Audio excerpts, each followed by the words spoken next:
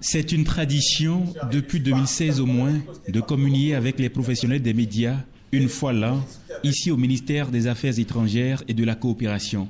Cette maison, qui sous le contrôle du président de la République, essaie de porter le Bénin vers le monde et le monde vers le Bénin. Cette fois-ci, la sorte de reddition de comptes à laquelle prennent part ces patrons de presse publics comme privés prend essentiellement l'allure d'un bilan.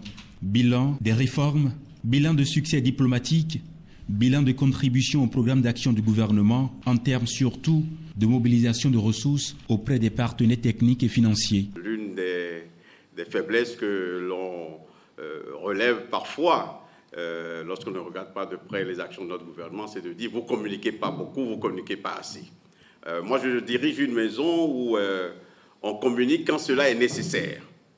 Ce n'est pas pour trouver des excuses à un travail qui n'aurait pas été bien fait, mais mon travail, moi, c'est de vous dire ce que nous faisons lorsque cela est nécessaire et de partager les résultats. Ce gouvernement est un gouvernement qui cultive cette méthode de travail.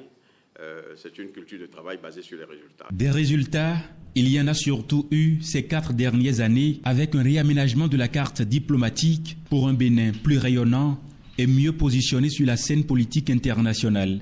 Entre autres résultats encore, Aurélien Agbenossi et tout le gouvernement ont le mérite de favoriser une forte présence des partenaires au Bénin.